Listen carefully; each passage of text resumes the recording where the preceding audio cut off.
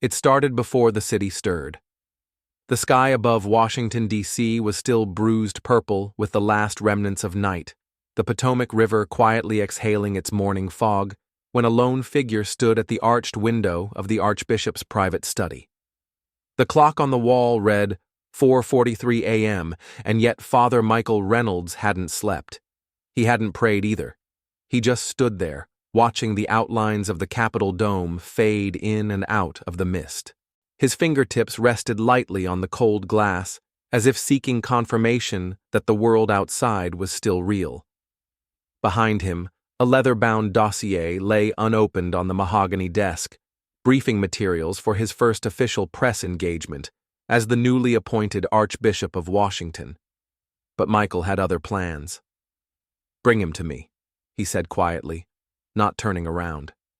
His secretary, a former Marine communications officer named Anderson Gray, blinked once.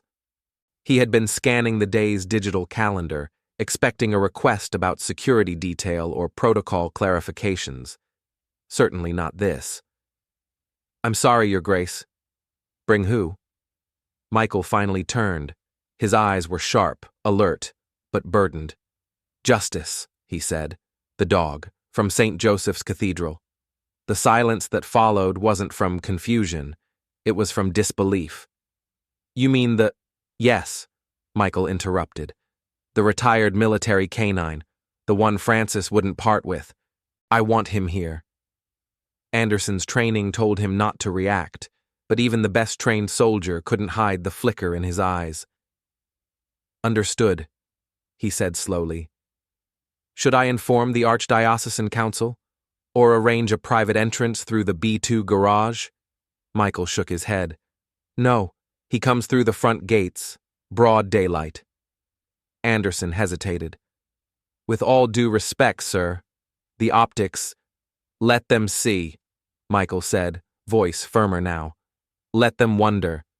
But there's no precedent." "There wasn't one for Christ either," Michael snapped, then immediately softened. "I'm not asking for permission, Anderson. Just make the call. He belongs here." Anderson nodded sharply, and within 60 seconds, a secured, encrypted message was sent to the Vatican Dog Transfer Protocol, VDTP, a seldom-used digital channel that normally handled ceremonial service animals. Even as the system beeped confirmation, Anderson couldn't help but mutter under his breath, "This is going to end up on every screen from CNN to TikTok." Michael sat in the worn armchair by the fire. It had belonged to Francis before him, and even now he could feel the ghost of his predecessor's warmth embedded in the leather. Justice. The dog that had sat unmoving beside Francis's deathbed at the hospice. The same dog that refused food for 2 days. The one whose combat record included deployments in Iraq, biometric conditioning trials at Fort Derrick's B-32 lab, and even a Medal of Loyalty from the Department of Defense. He wasn't just a dog. He was the last heartbeat of a man Michael had admired more than any other. And today, he would return. Michael closed his eyes. Out in the city, the fog began to lift.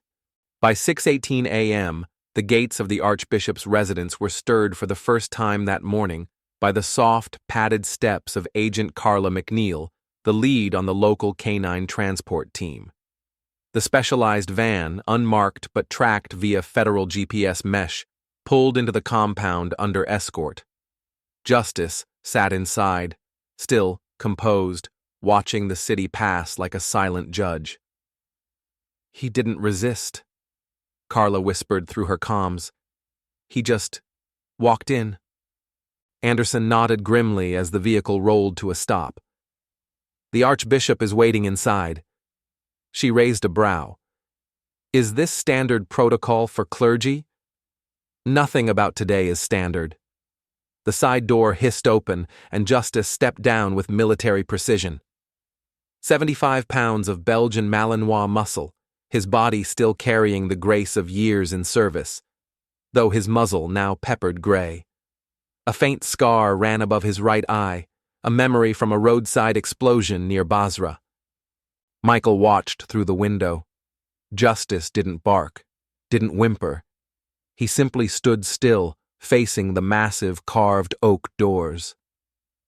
Inside, Michael rose and headed toward the entrance hall. "Do I clear press access?"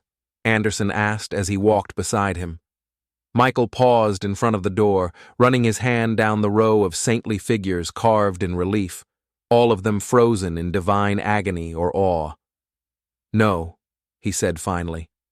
"We won't say anything." Anderson frowned. "Then what do we tell them this means?" Michael's lips lifted in a faint smile. "Let them find the meaning." Outside, the sun had finally breached the skyline, casting golden light across the slate roof tiles and stained glass windows. But there were no crowds yet, no choir, no public announcement, only murmurs. A janitor at a nearby chapel texted his cousin, "The Archbishop's bringing a dog in, front gate, not joking." A seminarian tweeted, "Is this real? A war dog at the cathedral?" An aide at the Pentagon saw a military report marked "Confidential, Subject Justice, Emotionally Reactive." Former Unit K9RC, GPS chip deactivated post-ceremonial transfer, no behavioral anomalies since January. Meanwhile, Justice waited at the bottom of the steps, tail still, eyes focused. Michael opened the doors himself. The two locked eyes, and just for a second, the world, with its diplomatic constraints, religious politics, and endless spinning narratives, felt completely irrelevant. The Archbishop descended. 1 step, 2, 3. The dog stood still. Michael stopped a few feet away and dropped to one knee. "You waited for him," he said. "Will you wait for me, too?" Justice, without hesitation, walked forward and placed his head against Michael's chest. And just like that, the line between man and beast, clergy and soldier, past and present, blurred. No trumpet sounded, no cameras clicked. But a new kind of sermon had just begun. Inside the residence, the staff stood frozen. The marble hallway, normally echoing with polished shoes and organ chords, was filled with the slow, soft rhythm of paw steps. Justice walked beside Michael now, no leash between them, no barrier. "I'll prep the East Wing," Anderson said cautiously. Michael nodded. "No, he stays with me, always within reach." A pause. Understood. Meanwhile, whispers had already reached the media pool. A junior producer at MSNBC texted her boss, "The dog is real. Apparently the new Archbishop brought him in personally. No press release." By 8:15 a.m., the headlines began rolling out. Breaking: War dog walks into cathedral with new Archbishop. Is justice more than a dog? Vatican remains silent. Man of God kneels for veteran canine. Viral moment looms. At precisely 8:33 a.m., a chime rang through the halls. Not the ceremonial bell, just the soft, alert ping of a biometric scanner resetting itself at the entrance of the Sanctum Library, a room previously restricted to senior clergy and diplomatic liaisons. Anderson approached. The dog triggered the scanner. Michael raised an eyebrow. "He's tagged?" He was. Nanotag, Fort Derrick. Emotional recognition AI. Last scan showed high affinity toward protective figures. Michael let out a soft breath. And yet no one scanned his heart. He opened the door. Justice walked in first. And for one still moment, under the vaulted ceiling of stained glass saints and declassified Vatican archives, the old dog stood still. Michael remained by the door. He watched as Justice laid down slowly in the center of the room, placed his head gently on his paws, and let out a long, tired sigh, the kind of breath that carries years of grief and duty. Michael walked over and sat beside him, legs crossed, suit rumpled. "I don't know what I'm doing," he whispered, not to the dog but perhaps to the marble saints watching above. "They think I do. They think a title means vision." Justice did not move. "And yet here you are," Michael added, barely above a whisper. "Still showing up, when you owe no one anything." He reached out and ran his fingers through the thick fur, rough with age, but still steady. Thank you. As the clock ticked toward 9 a.m., a drone from a foreign media agency zipped quietly over the cathedral. A security team requested immediate takedown clearance. Anderson approved it, but not before a single image had been captured and auto-uploaded. A man in white, sitting on the floor beside a dog in silence. The post was already gaining traction. Sometimes the greatest power is the choice to kneel. And far beyond Washington, in a world oversaturated with voices, alerts, banners, headlines, something entirely new had just happened. A choice had been made, not through decree, not through doctrine, but through quiet, through presence, through a hand laid upon a head, through the understanding that the pulpit perhaps was meant to be shared with something that doesn't speak, but never stops telling the truth. If you've ever felt like someone saw you, truly saw you, without a word, drop a 1 below. You're not alone. And as morning gave way to mid-morning, the world kept turning. But at the heart of it, in a chamber older than most empires, a man and a dog sat side by side, not as symbols, not as saviors, but as survivors of love that refused to leave. And outside the gates, they were already gathering. The cathedral was still cloaked in shadows when Carla McNeil arrived. She stepped out of the van slowly, her boots crunching on the gravel path behind St. Joseph's Cathedral, a massive structure carved from gray limestone and crowned with weather-worn angels. The morning light hadn't fully reached the inner courtyard, where an old stone statue of St. Michael watched over the tombs of fallen clergy. But even in the half-light, Carla could see him. The dog was still there. Justice. He lay curled at the foot of the sarcophagus, unmoving. A sentinel carved from flesh and loyalty. For a moment, Carla hesitated. She wasn't afraid of dogs. She had handled everything from bomb sniffers in Kabul to cadaver trackers in flooded Louisiana. But this one felt different. The atmosphere around him was thick, reverent, like stepping into sacred ground. She took a slow breath, adjusted her tactical vest, and approached. Justice, she said quietly. The name broke the silence like a pebble tossed into a still lake. He didn't lift his head. Carla knelt beside him, gently extending a hand. The air was cool. His fur was slightly damp from the morning dew. He didn't growl. He didn't snap. He simply turned his eyes, those strange, human-like eyes, and looked at her. She saw something ancient there, not just grief, not just fatigue, recognition. I know, she whispered. He's gone. Back at command, Anderson Gray monitored the live drone feed streaming from the rooftop. The thermal signature confirmed what they suspected. The dog hadn't moved for nearly 7 hours. No food, no water, just silent, unbroken presence. Vitals are stable, said Dr. Elaine Carson, watching a synced biometric chart scroll on her tablet. But the stress response is abnormally low, almost like he's gone into a kind of voluntary shutdown. You mean like trauma paralysis? Anderson asked. Elaine shook her head. No, it's not fear. It's ritualized behavior. He's waiting. For what? Elaine didn't answer right away. Then, for permission. Carla touched the side of the dog's harness. It was standard military grade, reinforced with polymer strapping and faded Velcro patches. The words, "Do not pet," had long since worn away. But beneath that surface was something else, a panel stitched by hand. Francis. Just one name. She stood and stepped back, nodding to the 2 handlers behind her. He's ready. You sure? One of them asked. No, but he is. As they brought the crate forward, Justice stood up, slowly, like an old soldier rising for his final mission. He didn't shake off the dew. He didn't stretch. He simply took one last look at the marble slab and turned. They didn't leash him. He walked to the van on his own. Inside the vehicle, Carla sat quietly beside him. No need for commands, no need for sedatives or distractions. She glanced down at the dog lying beside her, head on paws, eyes half-lidded, heart beating steady and slow.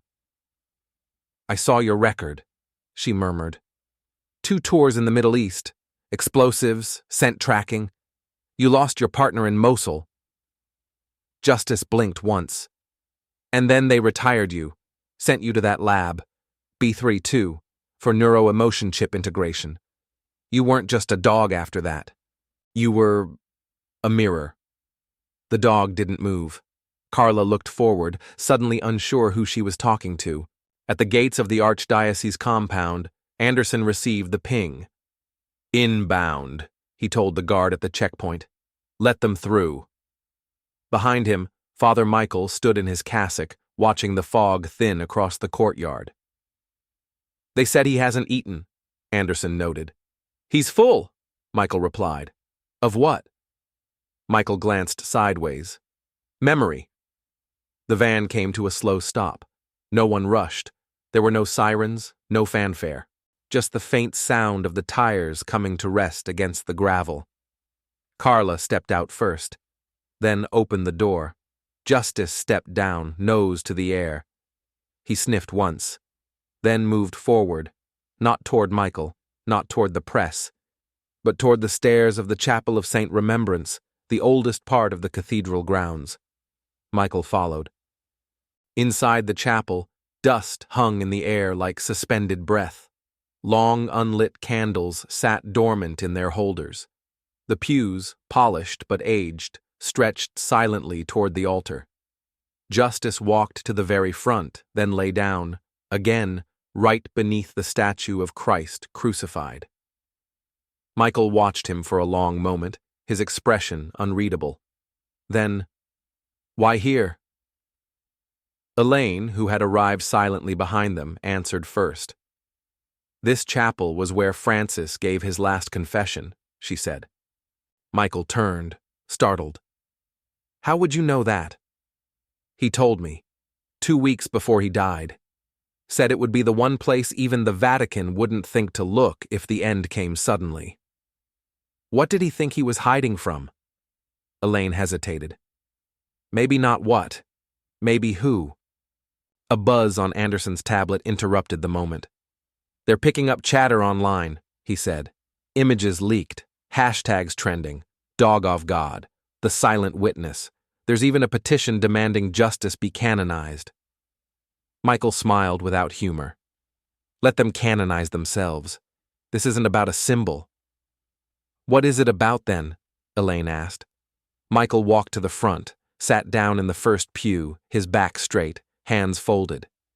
"It's about absolution." Justice stirred, and for the first time since he had left the tomb, he made a sound, a low, almost imperceptible whimper. Michael turned, eyes narrowing. "What was that?" Elaine stepped forward, scanning Justice's flank with a handheld neural reader. The device, fresh from the Department of Defense, displayed a pulse spike and emotional resonance score. "Recognition," she murmured. "Of what?" Elaine looked up. "Of pain, but not his." Carla crouched beside the dog again, resting a hand on his side. "You're absorbing it, aren't you? His grief, his guilt." Justice exhaled. Michael blinked. "What guilt?" Elaine looked at him carefully. "Yours." The air changed then, heavy, thick, sacred, and Michael felt it. He remembered standing in a field hospital in Kandahar, bloodied robes, 2 soldiers dead, one of them a friend, a decision delayed, a route not cleared, the screams. He had never spoken of it, never admitted that some part of him believed his path to priesthood was penance, not calling. And now this dog, this relic of war and loyalty, was pressing his weight against that wound like a balm. Michael knelt. "I never meant to lead," he whispered. "I just didn't want to be lost." Justice raised his head and placed it, slowly, on Michael's knee. The moment stretched, and then shattered, with a single bang. A side door to the chapel burst open. Anderson spun around, weapon drawn, trained, automatic, decades of instinct. "Stand down," a voice barked. 3 agents entered in suits, their badges flashing DHS, Special Religious Affairs Division. "Sorry, Archbishop," one of them said, "but we've got orders." Michael stood slowly. "On whose authority?" "Federal Code 46A, Article 9, misuse of military biometric assets in unauthorized symbolic acts. The dog comes with us." Elaine's voice cut like a whip. "He's not a weapon," the agent replied coldly. "He's not a priest either." Justice stood. A low growl rumbled deep in his chest. Carla reached instinctively for his harness. "Easy, boy." Michael stepped in front of the dog. "You'll have to walk through me."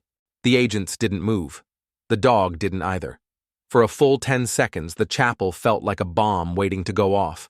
And then, Justice did something no one expected. He turned and walked back to the marble statue, lay down again, and faced the door, as if to say, "I'm not leaving, not yet." Outside, the sky was breaking blue, and across the street, a young woman named Natalie Rivera, a local bakery worker on her break, looked up at the cathedral. She had no idea what was happening inside, but she snapped a photo anyway. In her shot, through the stained glass, you could just barely make out the silhouette of a man kneeling beside a dog, and when she posted it later with the caption, "Maybe this is what faith looks like now," it went viral. Back in the chapel, Michael whispered, "I don't need a throne." Justice didn't move. Elaine leaned in. He didn't come for power. He came for memory. Michael nodded, then whispered, not to anyone in the room, but to whatever higher voice might still be listening. "Then let memory speak." If you've ever stayed beside someone, even in silence, drop a 2. Your presence means more than you know. The agents didn't press further. They backed out, and Michael remained kneeling, not in prayer, but in presence. And beside him, a dog waited, not for orders, not for ceremony, but for something that couldn't be scheduled or sanctioned. For the moment, the world would stop looking away. The candles hadn't been lit in years, but one of them flickered, and Michael looked up, startled, because no one had touched it, and the air smelled faintly of smoke. The news broke before breakfast. It wasn't an official announcement, no press release, no dignified email with a Vatican seal. Just a single text message sent by a junior staffer at the Archdiocese to his sister, a graduate student at Georgetown. "The Archbishop is doing something weird. He brought a war dog into the cathedral. Front gates, no lie." Within 10 minutes, it hit a private theology forum. Within 20, a screenshot surfaced on Reddit. By the 45-minute mark, the hashtag #DogOffGod had trended in D.C. And still, Father Michael Reynolds hadn't spoken a single word to the media. At 7:42 a.m., the first cluster of civilians began to gather outside the iron gates of St. Joseph's Cathedral. No one quite knew what they were waiting for. A ceremony? A protest? A scandal? There were no signs, no stages, no clergy.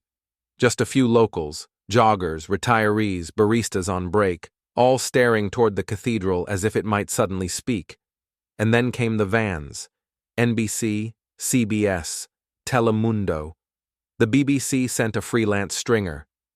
Even Al Jazeera dispatched a small drone, hovering quietly above the spire. By 8:05 a.m., Anderson Gray was pacing in the security command hub, watching multiple feeds blink red across his monitors. "This isn't contained," he muttered. "It's not even trackable anymore."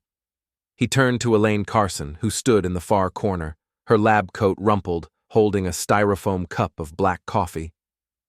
"You were right," he said grimly. "They're treating this like a soft leak from the Vatican. They're already pulling files on Justice's past military deployment. There's chatter about Fort Derrick, even mentions of B-32. Elaine didn't blink. "They're always watching for a messiah. They just didn't expect him to have 4 legs." Outside, the crowd had tripled. A mother holding her child stood next to a retired Marine in a wheelchair. 2 TikTok influencers live-streamed on opposite ends of the block, spouting wildly different theories. "This is symbolic reclamation," said one. "A shift in how the church deals with trauma." "No," countered the other. "This is a psyop. That dog's chipped with military-grade surveillance tech. I'm telling you, NSA Project Mira never shut down." People weren't just speculating. They were building narratives, and still, not a single official word. Inside the cathedral, Michael stood silently in the center aisle, his hand resting lightly on the back of the pew. Justice lay a few feet away, near the pulpit, his eyes open but unfocused. A heartbeat with fur. "They won't stop coming," Anderson said quietly behind him. "I don't want them to," Michael replied. "They're demanding a statement." Michael turned. "About what? That I knelt beside a creature who understands grief better than most humans? That I chose presence over press protocol?" Anderson didn't respond. The cathedral's great bell hadn't rung that morning, but at 8:18 a.m. a chime echoed through the square, crisp, deliberate. It wasn't the call to mass. It wasn't even religious. It came from someone's phone, a voiceover reposted from TikTok. This isn't about theology. It's about memory. It's about the things we bury and the beings who never stop standing guard over them. The video hit 1.2 million views in 15 minutes. Anderson looked up from his tablet. "Sir, you've gone viral." Michael smiled faintly. "No, he has." Back near the gates, a small girl, no more than 6, pulled at her father's sleeve. "Daddy, is the dog sad?" Her father hesitated, then knelt beside her. "I think the dog is remembering." "What's he remembering?" "The last person who loved him." She didn't speak for a moment. Then, "Is someone loving him now?" In a conference room 2 blocks away, a hastily gathered group of DHS agents from the Office of Religious Security Affairs reviewed real-time surveillance. One of them pointed to a still frame of Justice lying by the altar. "That posture," he said, "is not random. That's the P-guard pattern, typical in tactical animals assigned to high-value target protection." Another agent pulled up a classified slide. Subject, Justice Serial ID, K9RC 2179 File Tags, B32 Experimental Empathy Array. Behavioral Sync Tech, retired. Handler Termination 2017. Papal Assignment, Classified Clearance, Francis X. He read aloud from the screen. "We're dealing with an animal trained to recognize not just scent or threat, but loss. He wasn't designed for attack, he was designed to stay." By 9 a.m., the gates of St. Joseph's were a strange blend of vigil and press circus. A jazz musician from New Orleans had set up a folding stool and started playing Amazing Grace on a muted trumpet. Next to him, an elderly woman prayed the rosary in Spanish. No one stopped either of them. Above them, the sky began to burn clear, sunlight sliding down the steeple like a revelation. Inside, Carla McNeil stepped softly down the aisle. She carried a folded blanket, the same one that had covered Justice during his airlift out of Mosul years ago. "I thought he might want this," she whispered to Michael. Michael nodded and knelt, spreading it across the marble floor. Justice rose slowly and settled into it like a soldier returning to a familiar post. Elaine entered behind them, holding a tablet. "We just got pinged by UN Global Animal Ethics Council. They want a briefing." Michael raised an eyebrow. "About what? Whether what you're doing constitutes a spiritual act or an exploitation of state-trained assets." Michael exhaled. "Tell them. It's neither, or both." A new sound joined the city, quiet, rhythmic, the shuffling of feet. People had begun to kneel, outside, not in prayer, not in protest, but in stillness. Dozens, then hundreds, kneeling on pavement, grass, sidewalks, even balancing between metal railings. Mothers, atheists, Muslims, veterans, tourists. One by one, they lowered themselves, not because they understood, but because they felt. If you've ever knelt for something you couldn't explain, but knew was true, type 3. Maybe this is your story too. Back in the control room, Anderson stared at the latest report. There's a problem, he said. An op-ed's going live in the next 5 minutes from the National Security Review. Elaine glanced over. And? It links Justice to an unauthorized Vatican-era biometric program. Says his presence here may violate Section 12 of the Public Worship Surveillance Statute. Michael didn't flinch. Then let them come. Let them see what laws look like when they forget the people they were written for. At precisely 9:24 a.m., someone in the crowd started singing. Soft at first, old spiritual. Were you there when they crucified my Lord? One voice, then two, then a murmur rising, discordant, fragile. Not a choir, but something deeper, something broken, then brave. Michael looked out the window from the bell tower stairwell.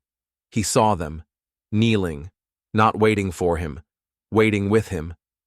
And he whispered, as if to himself, This is what resurrection looks like. Not noise, not conquest, just return. And that's when the chime sounded again, but this time, not from a phone, from inside the cathedral. The sanctuary bell, untouched for years, had struck once. Michael turned sharply. Elaine gasped, because no one had gone near it, and yet it rang, clear, sharp, ancient. A sound that meant, someone is here. Down below, Justice stood, ears forward, eyes trained not on the crowd, but on the side door to the altar corridor. And as Michael stepped down from the tower stairs, the stone floor beneath his feet echoed not with the march of clergy, but with the approach of something unknown. The marble floor echoed with a single sound. It wasn't the grand organ. It wasn't the choir. It wasn't the solemn voice of clergy or the clatter of tourists. It was pause. 4 of them tapping steadily against centuries-old stone as Justice, the dog who had waited, who had refused to eat, who had kept vigil at the tomb of the only man he had trusted since war, finally walked into St. Joseph's Cathedral. No leash, no handler, no command, just presence. He moved with a strange kind of gravity, as though every step measured not just distance, but meaning. His coat caught shards of colored light from the stained glass windows above, turning the old warrior into something radiant. And yet, his eyes, dark, worn, alert, never once flinched. Because he wasn't walking into a church, he was returning to a battlefield. From the balcony, Father Michael Reynolds watched it unfold. He had chosen not to stand at the altar, not to descend the steps, not to perform. Instead, he stayed hidden just long enough to observe what the world would do in the face of something truly unscripted. Justice stepped into the center of the nave. The crowd outside, visible through the wide cathedral doors, held its breath. Even the media lights, for once, didn't flicker. A full minute passed before Michael moved. He descended slowly, each footstep echoing louder than the last, until he reached the halfway point down the stairs, and stopped. Justice turned his head toward him. 2 soldiers meeting again, not by rank, by memory. A security drone buzzed quietly overhead, circling above the high beams of the cathedral's vaulted ceiling. Elaine Carson, watching from a corner with her tablet, checked the vitals again. Heart rate elevated but stable, she whispered. No sign of distress. Emotional sync? Anderson Gray asked beside her. Elaine tapped twice. Off the charts. The bioarray he received in B32 still recognizes Father Reynolds as a safe node. You're saying he imprinted? I'm saying he remembers more than we do. Michael took one more step, and Justice moved forward to meet him. It was nothing flashy, no leap, no whine, just a steady walk until they stood inches apart. Michael didn't kneel. Not yet. He simply whispered, his voice barely reaching the microphones scattered around the cathedral. Do you know why you're here? Justice tilted his head. Michael smiled softly. Neither do I. And then, in front of thousands of live-streaming viewers, Michael Reynolds reached out, slowly, carefully, and rested his palm on the dog's head. The moment felt carved from silence. Outside, the crowd broke into waves of audible emotion. A gasp here, a sob there. A mother clutched her son tighter. A soldier took off his cap. In a media trailer across the street, a CNN anchor abandoned his teleprompter and simply whispered, "We're watching history, but we don't yet know whose." Suddenly, a sound broke the reverence, a sharp crack from the rear of the church. Every head turned. Carla McNeil, former K-9 transport officer, stepped into view holding a Department of Defense certified containment kit. Her face was pale. Her hands trembled slightly. "Sir," she said, addressing Michael, "we've received an order. Directive 46A. Immediate retrieval of justice for federal review. They're citing misuse of bio-enhanced military assets for symbolic ritual." The room tensed. Michael turned, slowly, eyes narrowing. "Is he a threat?" "No, sir." "Is he malfunctioning?" "No." "Then he's not going anywhere." Elaine stepped forward. "The chip in his hippocampus is inactive. B-32 decommissioned the emotional mirroring protocol after Francis passed. What's left isn't hardware, it's habit." "Then explain to the Pentagon," Michael said, his voice rising slightly, "that you cannot issue court-martial orders to loyalty." Carla hesitated. "Look," she said more gently, "they think this is a psyop, that you're using the dog to manipulate public perception. His footage is being sliced into propaganda across the globe. You've got 5 different intelligence groups watching this live. They're worried this is some kind of unauthorized signal." Michael let out a breath like steel cooling. "Good," he said. "Then maybe they'll hear it." Justice sat now, not like a pet, but like a statue, still, alert, as though waiting for one more cue. Michael looked down at him. "You don't have to perform," he whispered. And that's when Justice moved. He didn't look at Michael. He turned around, walked past him, and slowly ascended the steps to the altar, each paw landing like punctuation. And then, without hesitation, he lay down directly beneath the crucifix, his body forming a quiet cross beneath the larger one above. In the control room, Anderson's feed pinged. Aerial footage now showed thousands kneeling outside, some in prayer, some in disbelief, some in complete silence. He turned to Elaine. "He's not a dog anymore." Elaine nodded. "He's an echo." Inside, Michael stood at the altar, staring down at the creature who had outlived war, handlers, experiments, betrayal, and theology. "I don't know if I was supposed to lead," he said quietly, almost to himself. "But if I was, then it began the moment I stopped asking others to walk first." He knelt, slowly, deliberately. And beside him, Justice exhaled. "Have you ever followed someone, not because you had to, but because they made you feel safe? Drop a 4. Your loyalty matters." Suddenly, a new voice broke the moment. It came from the side wing, deep, polished, official. "We request access to the subject," said the man in the gray Homeland Security suit, flanked by 2 military chaplains. "Under Code 46A subsection 19, emotional volatility in AI-linked military canines poses a potential national threat. We have jurisdiction." Michael didn't rise. He looked up slowly. "And I have sanctuary." The man raised a tablet, its screen glowing with a red seal. "This isn't about faith. It's about safety." Michael nodded. "Then keep your distance, because in this space we don't issue commands. We offer grace." Justice stood. Not aggressively, not protectively, just with purpose. He walked past the man in the suit. Didn't growl, didn't sniff, just looked him in the eye, and the man flinched. Michael rose. "This moment won't happen again," he said to the cameras, "because you can't choreograph truth." He turned to the crowd, to the reporters, to the silent onlookers kneeling beyond the threshold. You wanted a sermon? He placed his hand once more on Justice's head. Here it is. The cameras clicked, not for show, but because none of them could bear to forget. A man in robes, a dog with scars, and between them, nothing but breath. Outside, the bells of nearby churches began to ring, not in unison, not by order, but as if echoing something only they could hear. And then, Justice turned his head toward the front doors, ears pricking.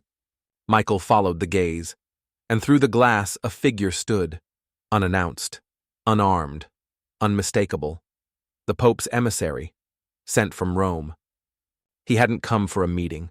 He hadn't come with words. He had come with ashes in a silver urn, and in his silence was a truth that made the whole cathedral tremble. Because no one had asked what happened to the rest of Francis. Not until now. The urn gleamed like a secret in sunlight, polished silver, no label, no inscription, just a weight that seemed heavier than its contents.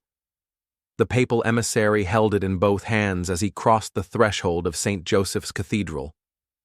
The crowd outside parted instinctively, the same way people step aside for caskets and fire trucks and final truths. Inside, silence deepened, not empty silence, but full, the kind that breathes, the kind that listens. Justice didn't move. He watched. Father Michael Reynolds stepped forward. He didn't bow, didn't kiss the ring on the emissary's finger. He only whispered, "Is that what I think it is?" The emissary, a gaunt man with deep eyes and a diplomat's control, answered in a voice like linen tearing.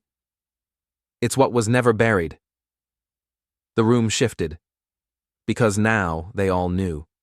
Francis hadn't died in Rome, not completely, not spiritually, not even physically. A part of him, one part, had stayed behind, and now it had come home. Michael reached for the urn, hands trembling.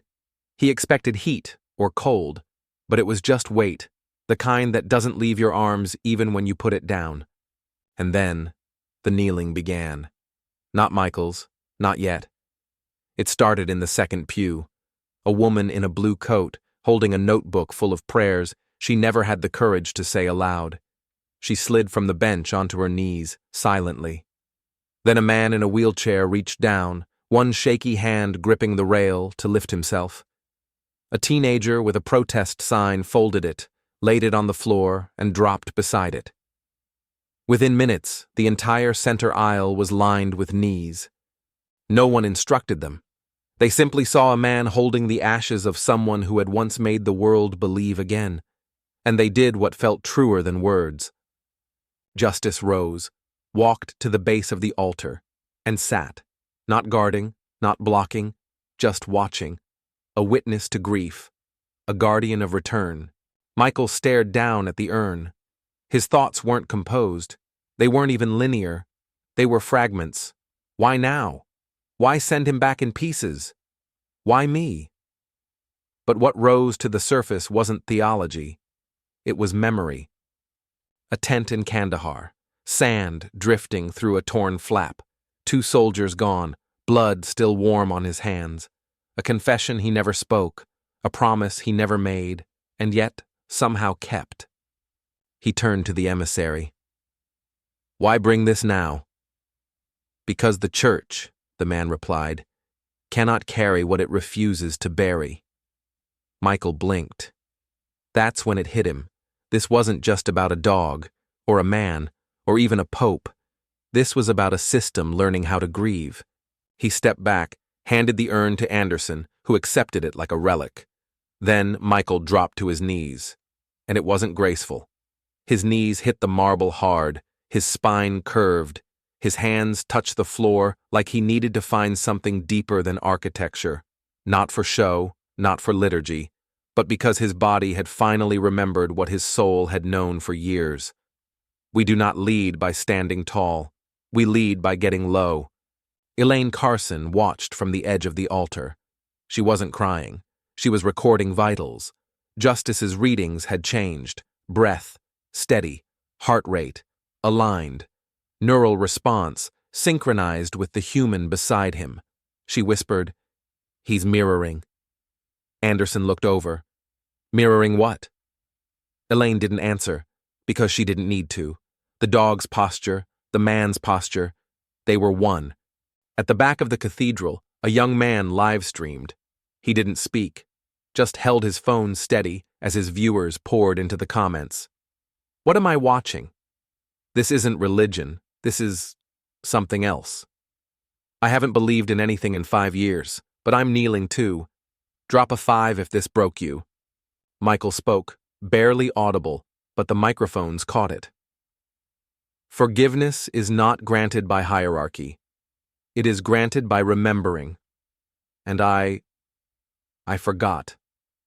He looked at Justice. At least one of us remembered what it means to stay. Outside, the bells of 3 different churches began to ring. Not coordinated, but not coincidental. The emissary stepped forward again. There is more. Michael rose slowly. What? The man pulled out a sealed envelope. Heavy, red wax, the papal seal etched deep. Michael opened it. Inside, a single sheet of parchment, written by Francis, dated 2 weeks before his death. To whomever holds justice last, do not treat him as mine. He is not a relic. He is not a tool. He is the keeper of what I could not say aloud. And if he stays beside you, then you must have needed him more than I ever did. Michael folded the letter, eyes wet but defiant. Then he stays. The emissary bowed and left without another word. The cameras stayed fixed on Michael, but Michael wasn't looking at them. He was looking at Justice, and Justice stepped forward. One paw, then another. Then he leaned into Michael's side, and for the first time in 3 days, Michael wept. Have you ever wept for someone who left behind more than they took? Type 5. You're not alone in that feeling. Elaine walked up quietly. He's stabilizing, she said. Emotionally, neurologically, everything. Michael looked at her. You said earlier that the chip was dormant. It was. And now? It's not reading anything we'd consider abnormal. Define abnormal. She hesitated. Then, he's syncing with a presence, not a command. Michael smiled faintly. Then maybe presence is the new miracle. That's when the drone descended. Black, silent, no markings. It hovered 12 feet above the altar. Michael looked up, frowning. Anderson shouted, "Who authorized?" But before he could finish, the drone fired a pulse. Not a weapon, a scan. A 3D thermal EM sweep calibrated for bio-enhanced neural activity. Justice didn't flinch, but his collar blinked. Once. Red. Elaine stared in horror. They activated the code. They're trying to retrieve him remotely. What code? B32 failsafe. If his chip aligns too deeply with an unapproved node, the system assumes manipulation. Michael stepped between the dog and the drone. No. The collar blinked again. Elaine pulled out her signal blocker. Anderson activated a counter-frequency jammer from his belt. Military-grade, decommissioned but functional. The drone froze midair, then powered down, and dropped, shattering on the floor. The whole cathedral went dead quiet. Michael whispered, "That was never about safety." Elaine nodded. "That was about control." Justice walked to the wreckage, sniffed it once, then turned his back to it. Michael turned to the congregation. "I don't know what tomorrow looks like. I don't know how many more eyes will watch us, how many more drones will come." He looked at Justice. "But I know this. If I have to choose between obedience and loyalty..." He knelt again, and Justice followed. Outside, more crowds knelt. In Berlin, in Santiago, in Cairo, in Seoul. No flags, no songs, just knees on earth. And one single message spreading through every live stream. Power doesn't kneel because it's weak. It kneels when it remembers who it serves. The hallway beyond the sacristy had no name, no plaque, no footnotes in tour books, no velvet ropes or gilded borders. It was just stone, pale, cool, echoless. a corridor of silence connecting the cathedral's inner sanctum to the archbishop's private quarters. And more importantly, it had no cameras. Not one. In a world where every cough was captured, every blink recorded, this hallway remained untouched. A loophole in the Vatican's global security grid. Not out of neglect, but by design. Francis had insisted on it. Even God, he once said, needs a place to whisper where the world can't shout. And tonight, Michael Reynolds would learn just how much weight silence could hold. The door clicked shut behind them. Anderson stayed outside, guarding the corridor entrance. Elaine had left for a secure line to the Department of Defense, trying to freeze the remnants of the drone's fail-safe program from reactivating. Inside, it was just Michael and Justice, and the ashes of a dead pope. Michael didn't speak. Justice didn't move. They walked, side by side. Their footsteps didn't echo. The floor drank the sound like a confessional wall swallowing secrets. Michael paused halfway down and placed the urn on a narrow ledge between two sconces. The light above flickered, old wiring. He turned to the dog beside him. "You've been here before, haven't you?" Justice sat. No bark, no whine, just acknowledgement. Michael leaned back against the wall and slid to the ground, arms resting on bent knees. "This was his favorite place," he said. "Francis. I didn't understand it at first. Thought it was a superstition. Said something about it being the one place left where heaven wouldn't be recorded." Justice turned his head, watching. Michael's voice dropped lower. "I thought he was joking, until I watched him cry here." Flashback. 3 years ago. A younger Michael. A more tired Francis. One sitting, one kneeling. And in the middle, Justice. Head bowed, as if participating in the confessional. Francis had said, "Some sins aren't to be forgiven, just witnessed."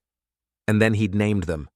Countries ignored, abuses covered, orders signed with trembling hands.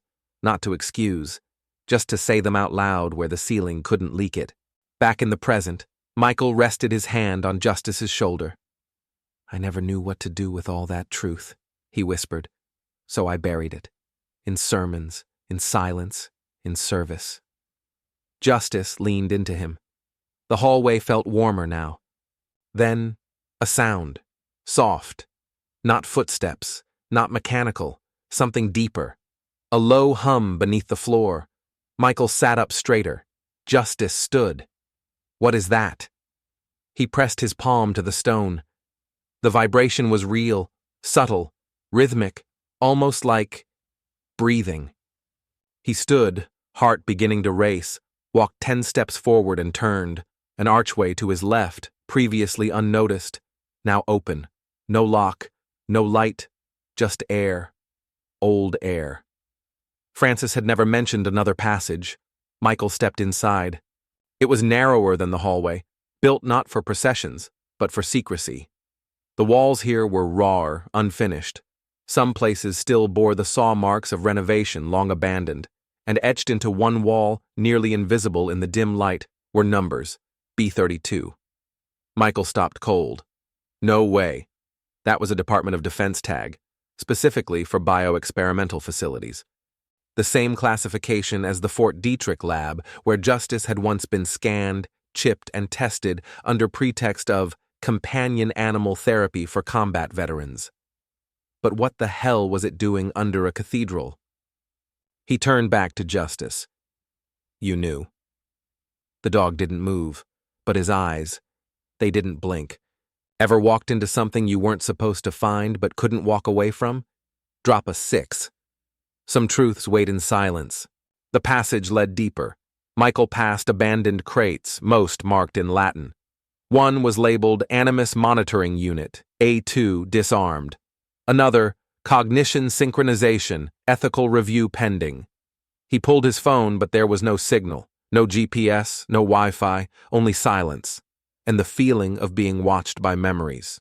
At the final chamber, a reinforced door stood ajar. He pushed it open. Inside, a single chair, metal, bolted to the ground, facing it, a mirror, two-way, and behind it, darkened glass. Michael stepped into the center. On the wall was a mounted collar, standard K9 issue, engraved Justice Unit K9RC 2179, imprinted FRNCX, synchronized 03/04/2016. Below it, a note, handwritten, slanted, Francis's handwriting. To love without command, to stay without order, to die without duty. This is what separates loyalty from obedience. Michael's knees gave. He sat down in the chair, face to face with himself in the mirror. Justice entered, head lowered. He sat at Michael's side, and for a long time, neither moved. In the control room above the corridor, completely offline, black-wired from Vatican systems, a single analog camera began to spin. No lights, no indicators, just a whir. Old tech. Too old to be hacked. It began recording. But not the man. The dog. Justice turned toward the glass, and for the first time in 7 years, he barked once, sharp, intentional, as if announcing, "I remember." Michael stood again, stepped toward the collar on the wall. "Was this always about you?" he whispered. "Or was this about what you carried?" He lifted the collar. It felt heavy, not physically, existentially. He turned to the dog. "Do I put it back on you?" Justice didn't move, so Michael lowered it to the floor, and Justice stepped into it. But this time, something happened. Not a glow, not a beep, a projection. From the wall. Letters, blinking into existence on a forgotten interface screen. Synchronized node detected human. Michael Reynolds status, accepted replacement, successful. Michael froze. Replacement? He turned. Justice stared, then slowly walked forward, and lay at his feet. He looked again. More text. Memory transfer, complete node. K9RC 2179, archived. "Wait," Michael said. No, you're not done." He knelt. "Stay." Justice blinked, then closed his eyes. Michael panicked. No, wake up." He checked for breath. Still there, slow, steady, but unmoving, like deep sleep, or something else. Suddenly the screen shifted again. A final message. Some truths can't be spoken. They must be remembered. Behind the mirror, a light clicked on, and Michael saw something that nearly stopped his heart. Another figure, seated, still, motionless, an old cassock, a ring, fingers folded, face partially hidden in shadow. But he knew. He always knew. Francis's body had never left. If you stayed this far, tell me, what would you do if the one you grieved had never truly gone? Drop a 7. The silence is listening. Michael backed away slowly. Justice still didn't move. The collar's light went dim. The screen went black. But somewhere deep inside, beneath muscle and memory and trauma, he felt it. The transfer wasn't of data. It was of burden. As he stepped back into the hallway, Justice stirred. Only slightly, but enough. A breath, a blink, a promise. And just before Michael reached the outer door, his phone buzzed. Signal restored. One new message, from an unknown number. Just coordinates. And 3 words. It's not over. The night was thick with quiet. Not the kind of silence that felt peaceful, but the kind that pressed against your skin. Like something was waiting to speak, if only you'd stop breathing long enough to hear it. Father Michael Reynolds sat alone in his quarters. No robes, no collar. Just a man in a black undershirt and slacks, sleeves rolled to the elbow, the smell of candle wax lingering on his hands. He hadn't turned on the lights. The fire crackled in the hearth, casting gold shadows along the stone walls. Justice lay curled nearby, still asleep, still breathing, but different, as if part of him had traveled somewhere deeper and hadn't quite come back. Michael sipped slowly from a chipped mug, coffee gone lukewarm. He didn't care. On the desk lay the parchment from Francis. on the floor, the collar. He hadn't touched either in hours. Not since the hallway, not since the transfer, not since that second figure behind the mirror, still sitting motionless, half in shadow. Francis's body, or memory, or maybe something else entirely. And still, Michael hadn't said a word. Not to Anderson, not to Elaine, not even to God. Because he was afraid. Outside, the cathedral was locked, and yet people remained. Not shouting, just waiting. Kneeling. One group was reading psalms aloud. Another simply shared thermoses of soup and tea. No official vigil had been called, but something about the collective stillness outside echoed the silence inside. Michael stood and walked to the window. He saw them. Hundreds. He didn't know their names. He didn't know their reasons. But they were here. For him. Or for something he now carried. His phone buzzed on the table. Unmarked number. He picked it up. A woman's voice. Soft. American accent. Measured. "Do you remember the phrase Francis used for places like this?" Michael sat slowly. "Yes." "What was it?"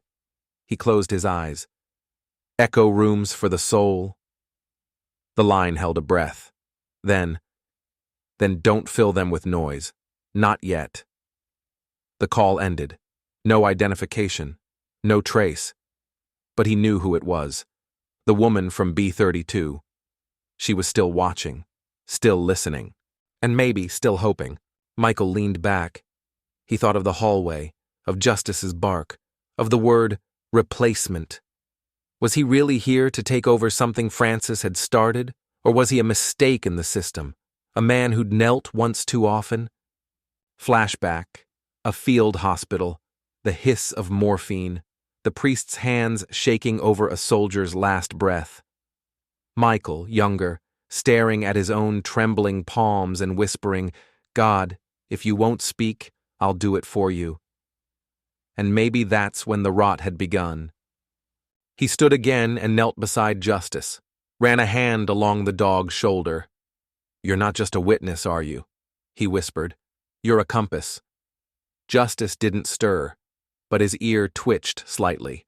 Michael took that as a yes. Suddenly the fire flickered unnaturally. Michael looked up. A gust of air? A pressure change? No, a draft from behind the fireplace. He stood, approached the mantel, and pressed lightly on the bricks. Nothing.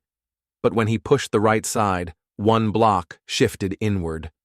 The whole side wall clicked open. A narrow stone passage, barely wide enough for a man. Unlit, unmarked, but lined with something metallic. He stepped inside. Justice, without being asked, followed. 10 steps in, the sensors triggered. Old ones. Pre-digital.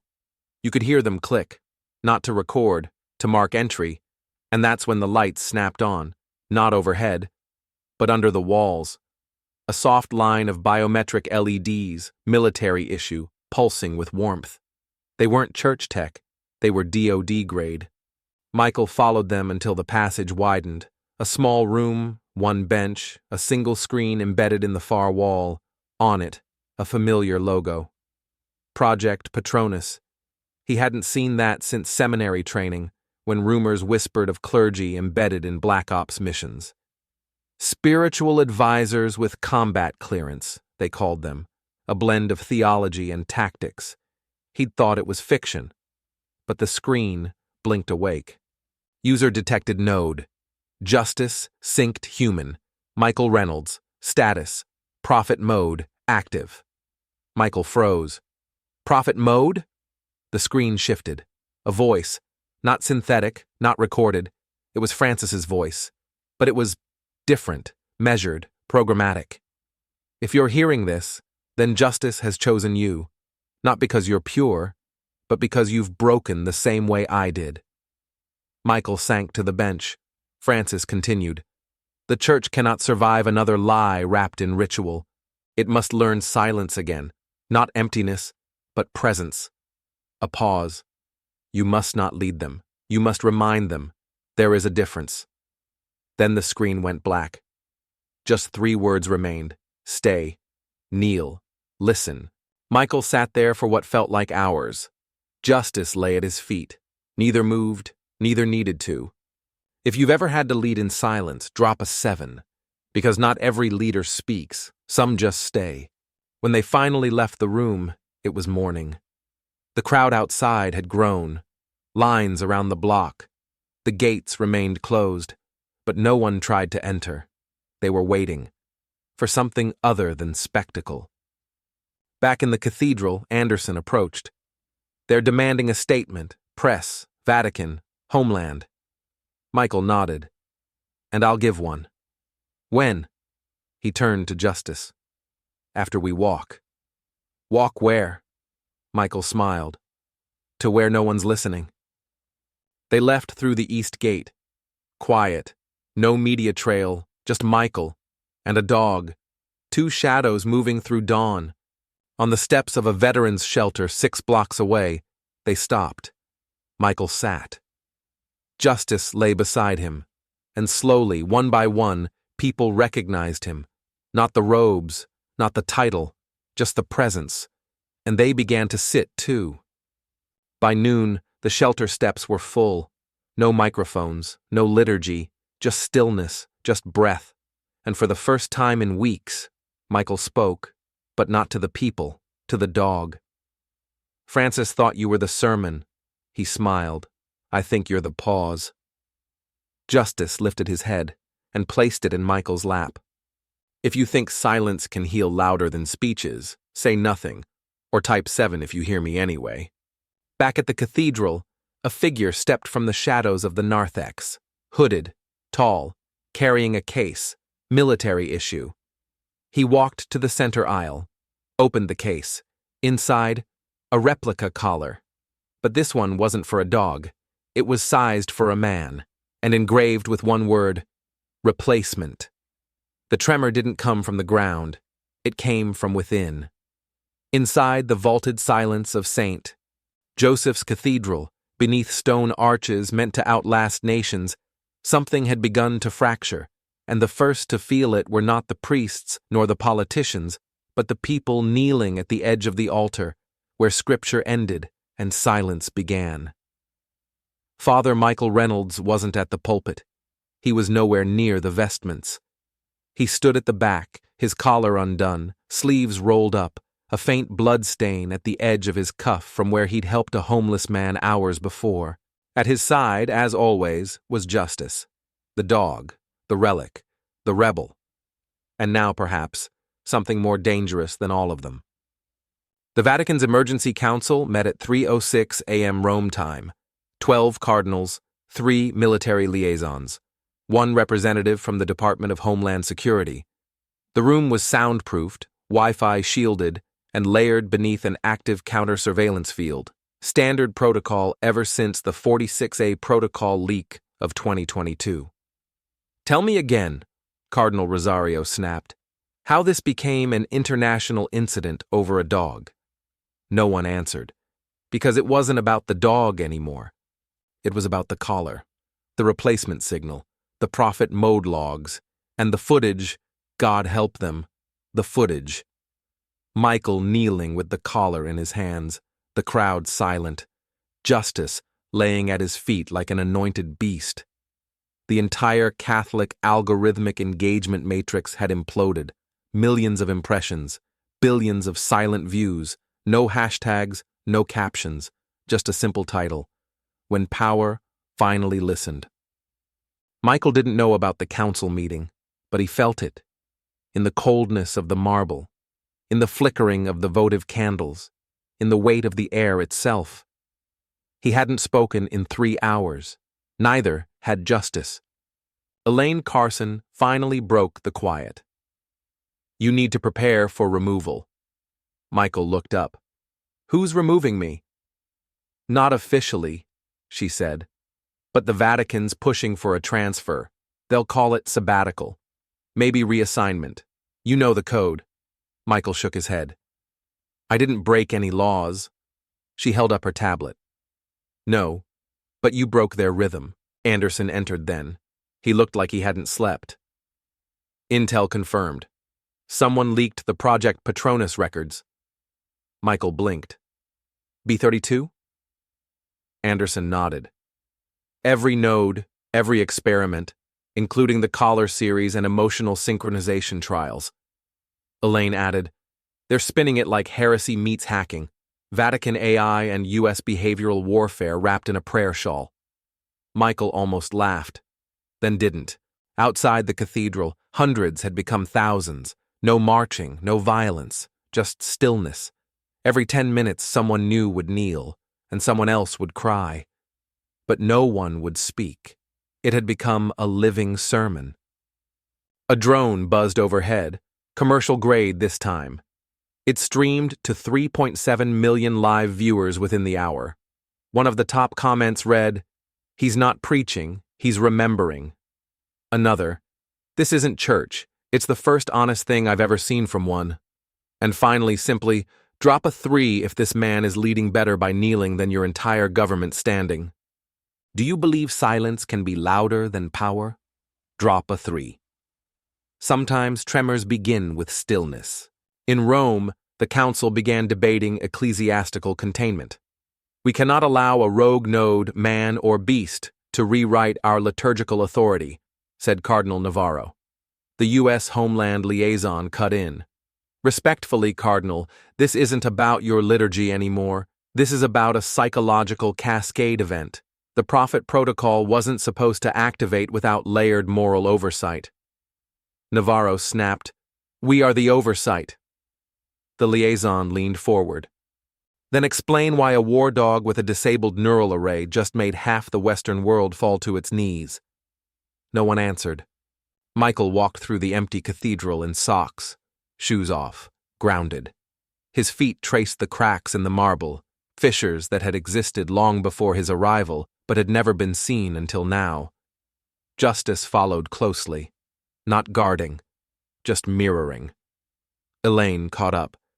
"I found the case." Michael turned. "What case?" "The other collar."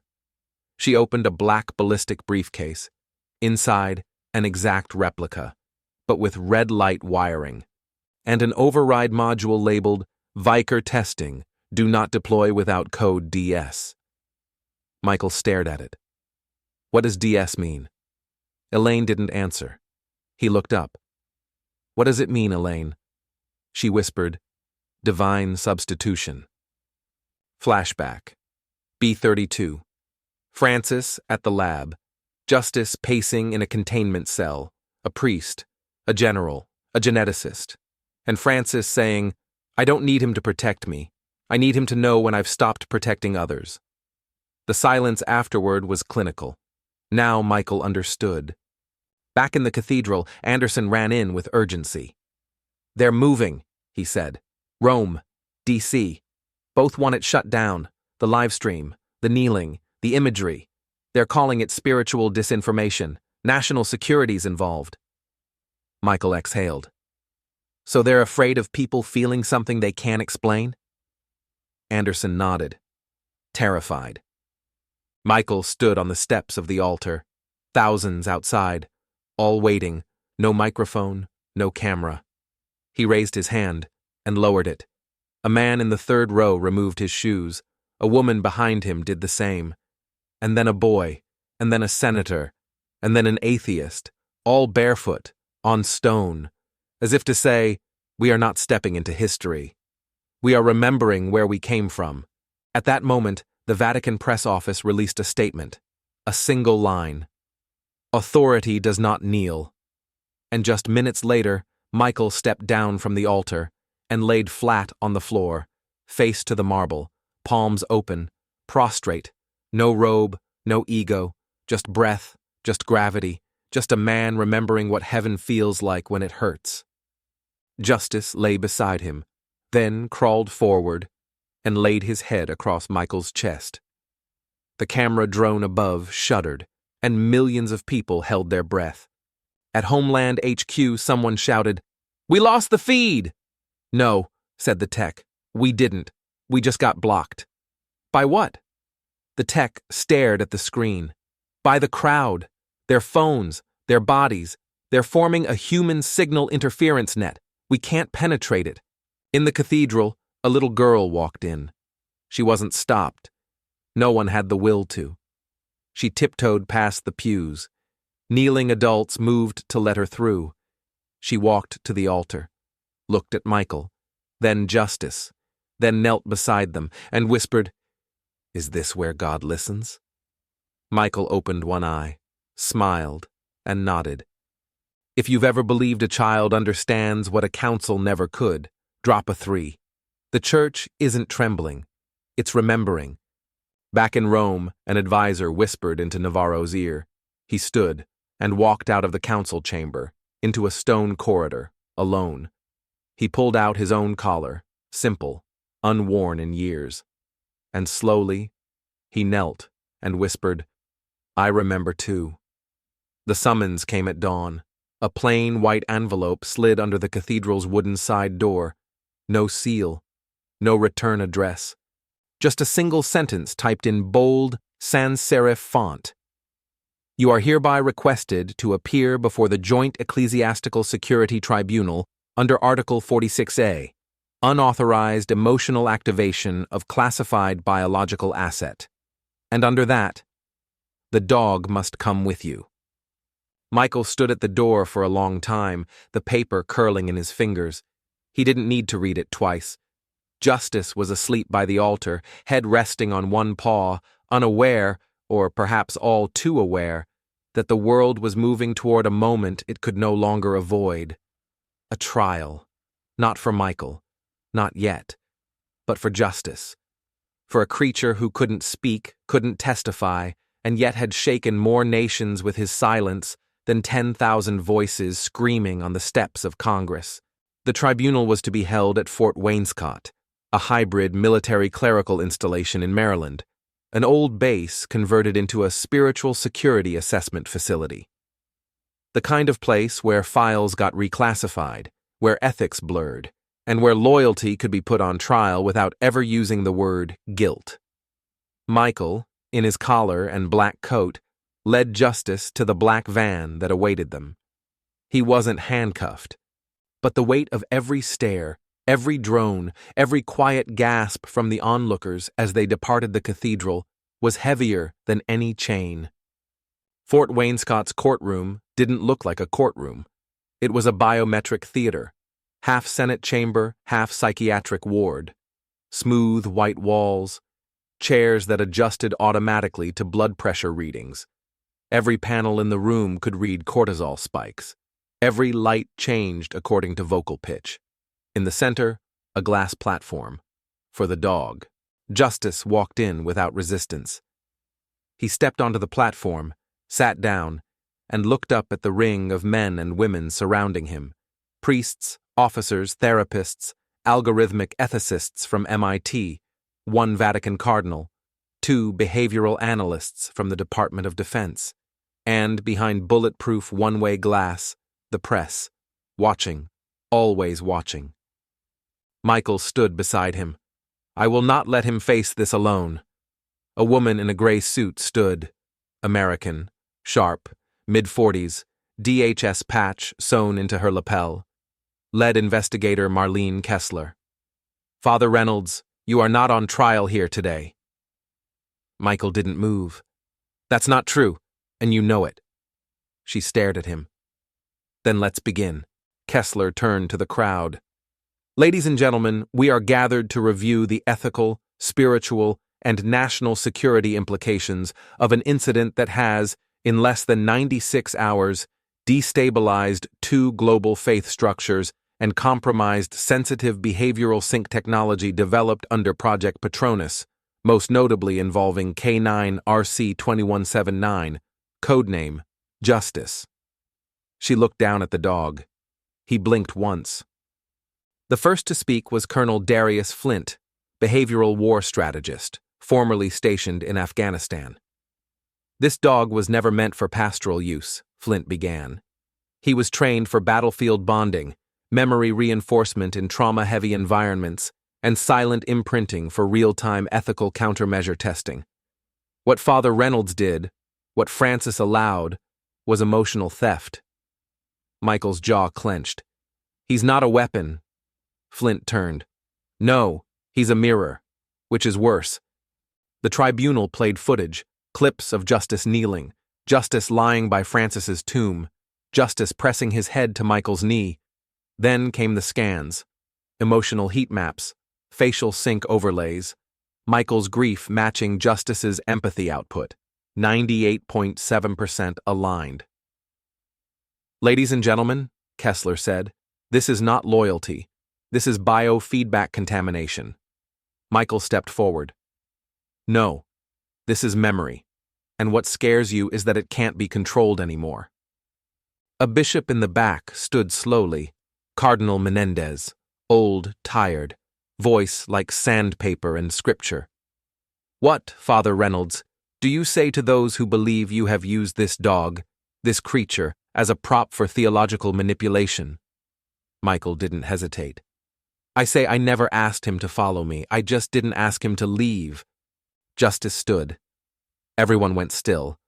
The monitors beeped, pulse rising, but not aggression, recognition.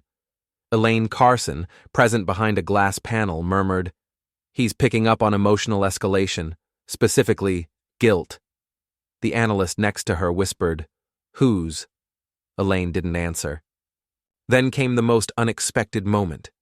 Kessler approached the glass platform, held out a card with trigger phrases, words from Justice's original military programming. "Stand," she said firmly. "Nothing. Protect. Nothing. Alert. Stillness. And then, obey."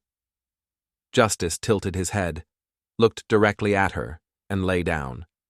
Laughter rippled behind the glass, not mocking, but stunned. Marlene lowered her card. Michael stepped up beside her. "He's not disobedient," he said. "He's free. Do you believe obedience without love is worth less than silence with memory? Drop a 1. Not all loyalty wears a leash." Next came the theological review. A Jesuit AI ethics scholar, Father Kenji Sato, presented the most damning evidence. The collar's prophet mode did more than track. It learned. The code shows signs of emotional AI drift, intuitive patterning.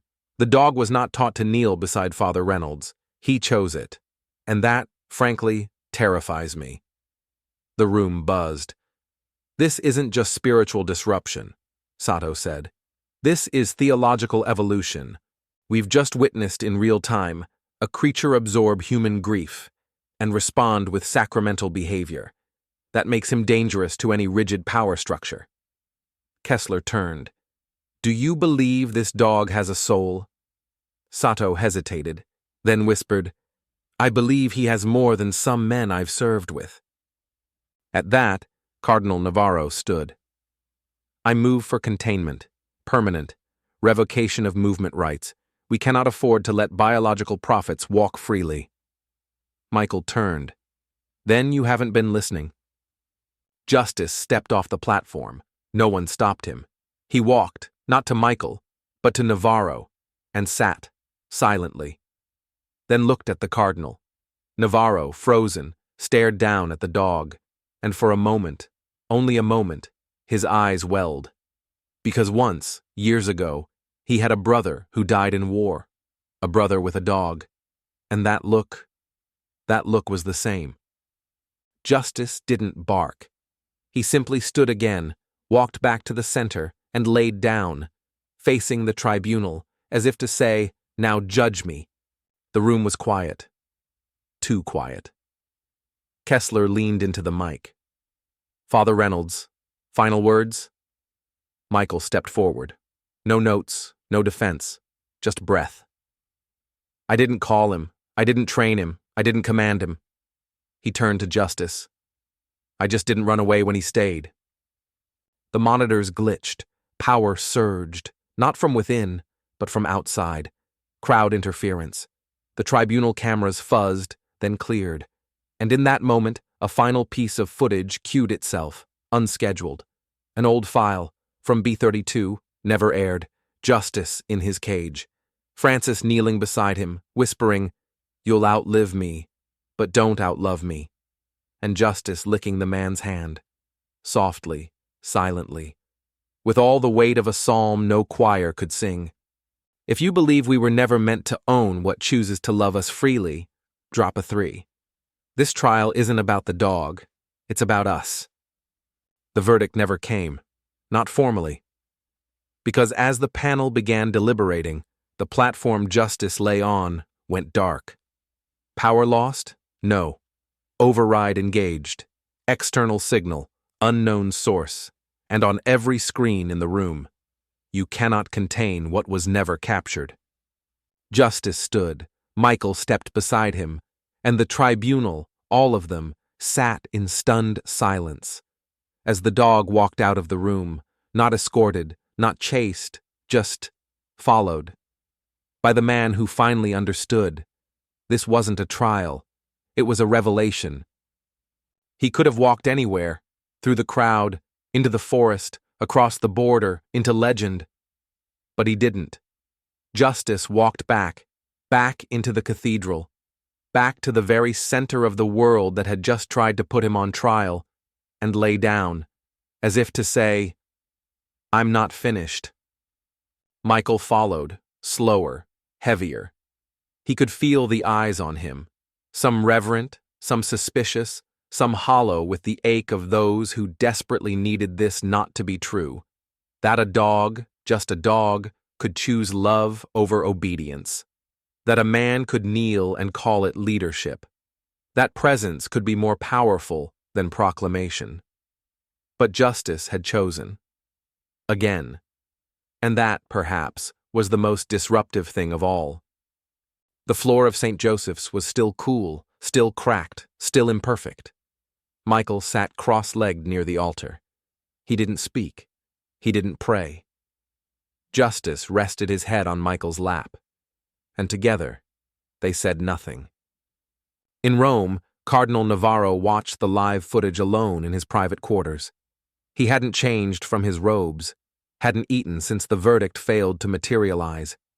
He clicked pause on the stream, closed his eyes, and whispered a phrase he had once vowed never to repeat: Dominus eligere iterum. The Lord chooses again. At the Pentagon, Elaine Carson was briefing a subcommittee under Black Ops clearance.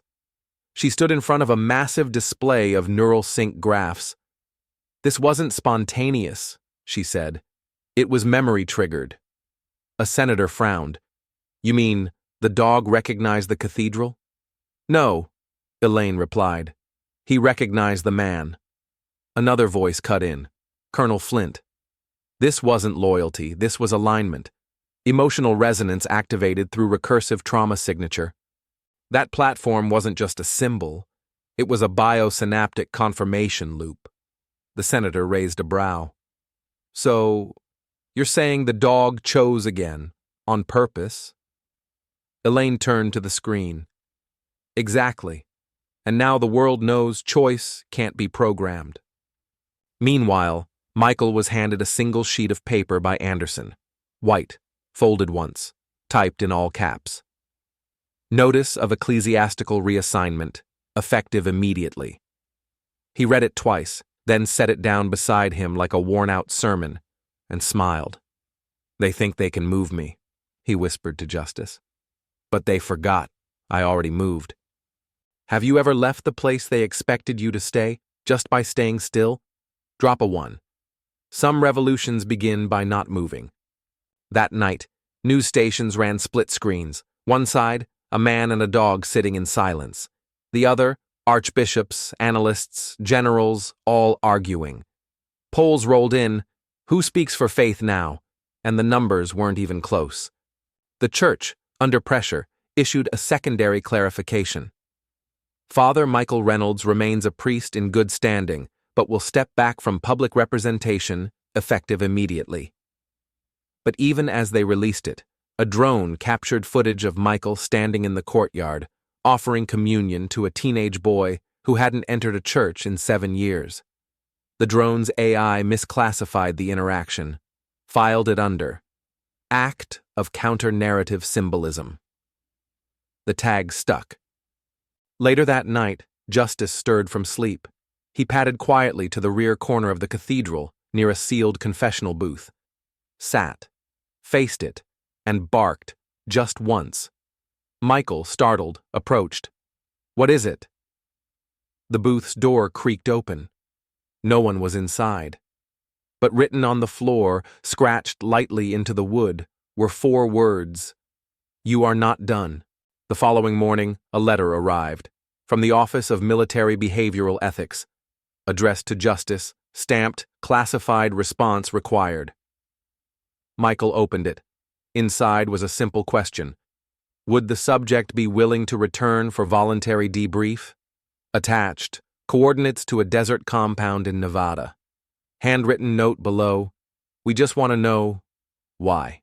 Michael knelt beside the dog. "Well, what do you think?"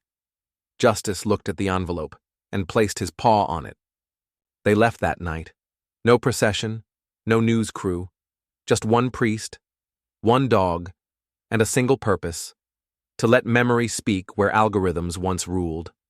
The drive was long, 12 hours across mountains and plains.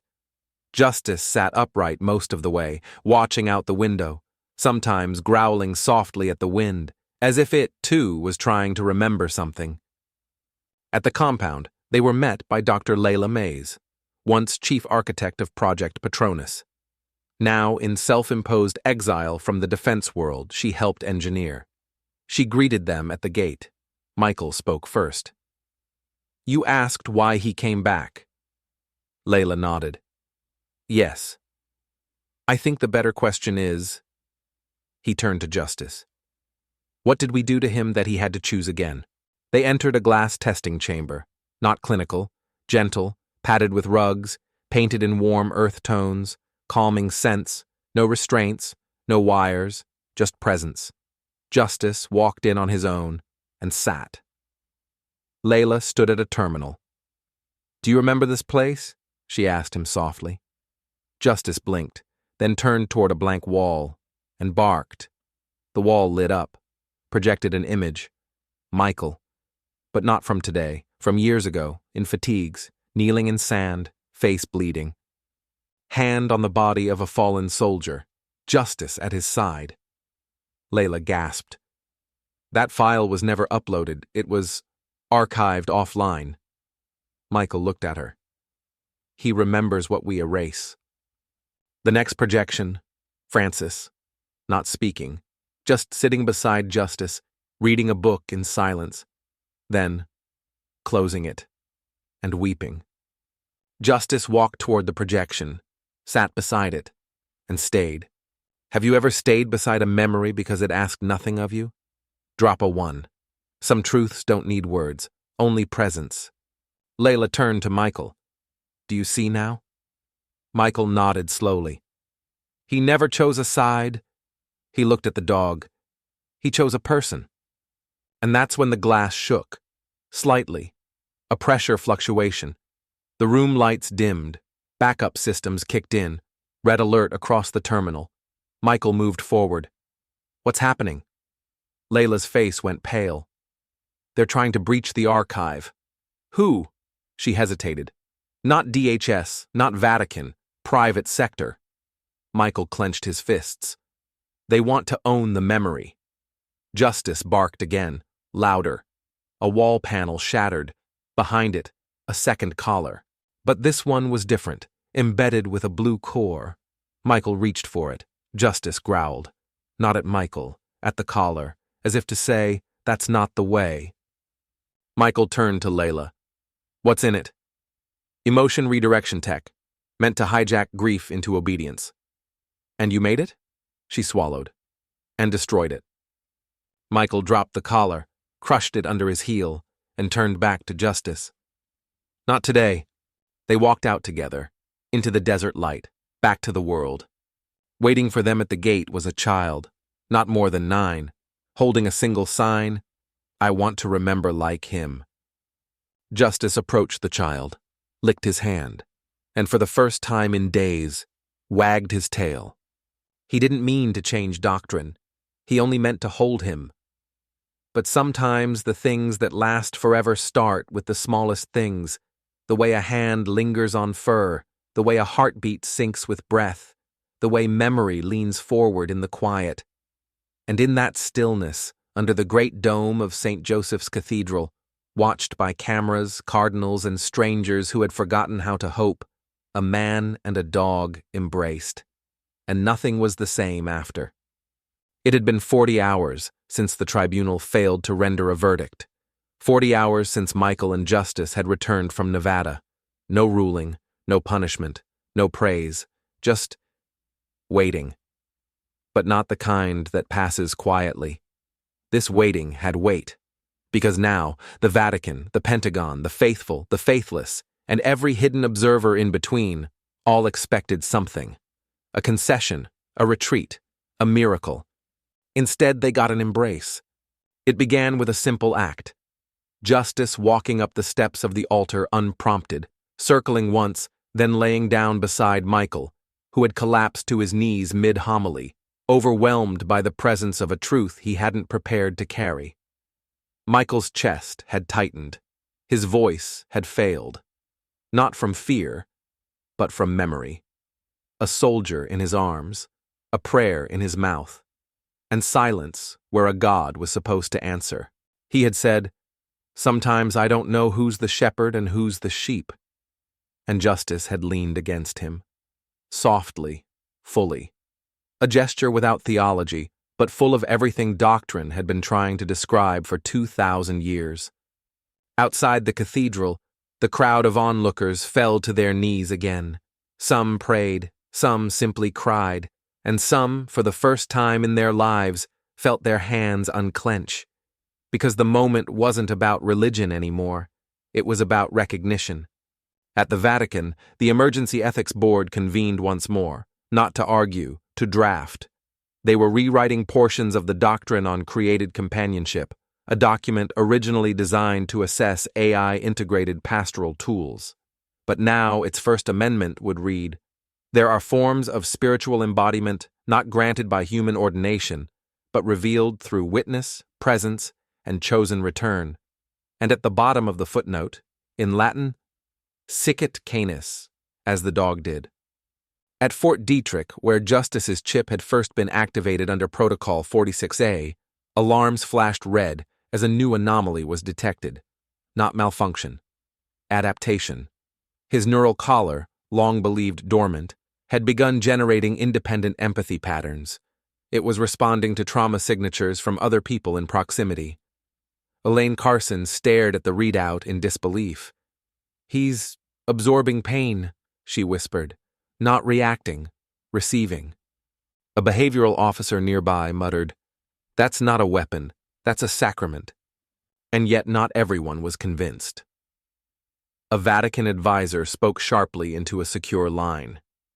"If the people begin believing animals can carry spiritual grace, then we lose monopoly on the soul."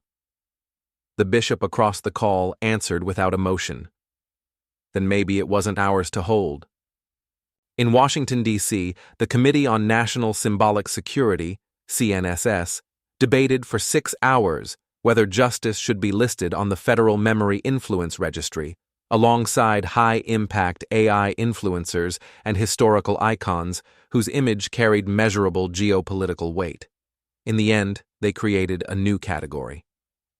Class: Autonomous Emotional Vessel. Code: AEV-001. Registered name: Justice. The entry ended with one line: non-human entity with post-traumatic pastoral effect. Back at the cathedral, Michael finally stood. He looked around the chamber. No podium, no scrolls, just people, and one dog at his side. He asked, "Do you remember why we came here in the first place?" A girl in the third row raised her hand. "To find God?" Michael shook his head gently. "No." He looked at Justice. "We came here to prove he never left." He stepped down from the altar and did something no priest had done in centuries. He took off his collar and laid it at the feet of the dog. Not as surrender, as honor. The air in the cathedral shifted. Not magic. Meaning. And that's when the moment happened. Justice stood, turned, and leaned in. He wrapped his head, slowly, into the crook of Michael's neck, not playfully, not instinctively, deliberately. An embrace, not between man and pet, but between grief and grace, between memory and motion. The photographers froze. The live stream stuttered. A satellite transmission at 33.57 N recorded a spike in pulse and comment response on 4 continents. TikTok labeled it the holiest hug, and YouTube archived it under most rewatched timestamp 1428. But to those in the room, it wasn't a viral moment. It was an altar made of muscle and silence and second chances. Have you ever held something not because you had to, but because it reminded you who you were? Drop a 1, or say nothing. That's okay too. The moment reached Rome.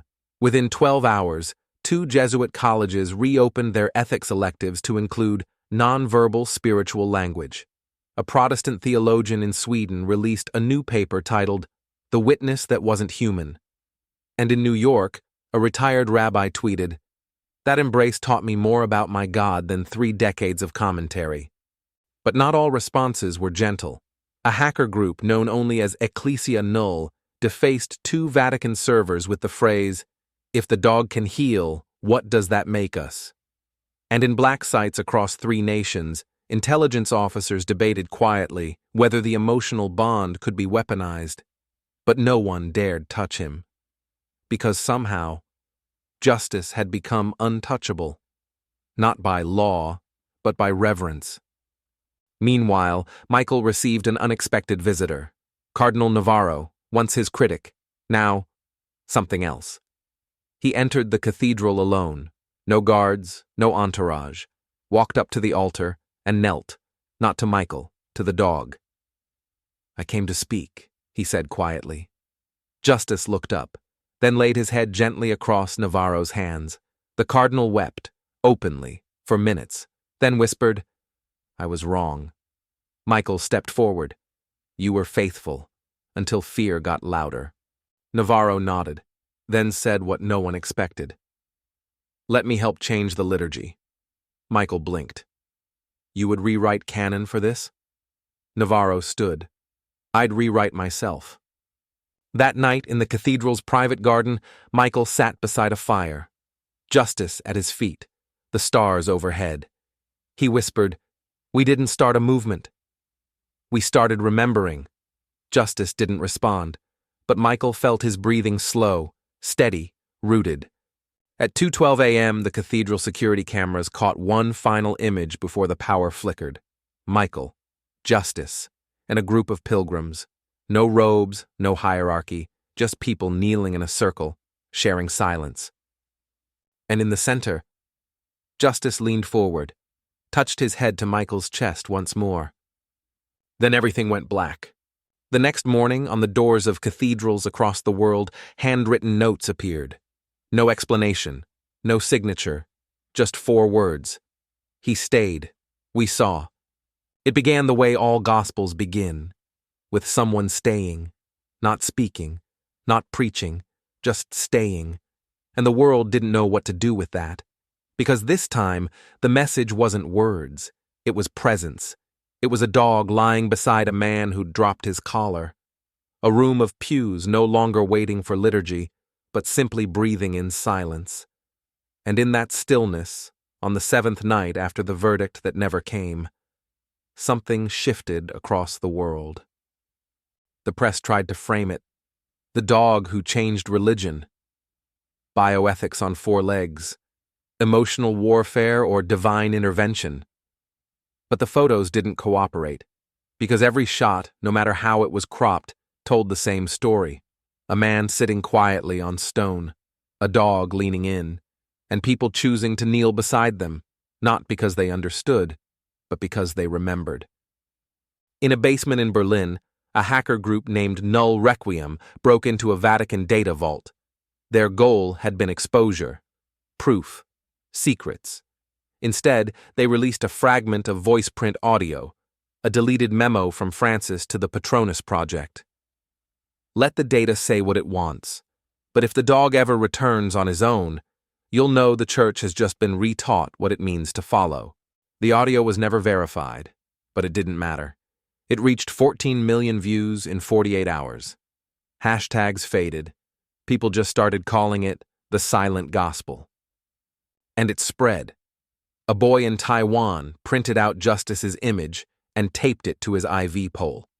A woman in Gaza traced the shape of Justice with her finger in the sand before running into a bomb shelter. A retired Marine in Kansas told his counselor, "I haven't talked to anyone in 9 years, but I think that dog forgave me." Michael didn't say anything on the record. He didn't release a statement, didn't give interviews. He just opened the doors of the cathedral and let people come in, one by one. No line, no song, no pressure, just a whisper. Sit as long as you need. He's here. Justice never barked, never begged, never ran.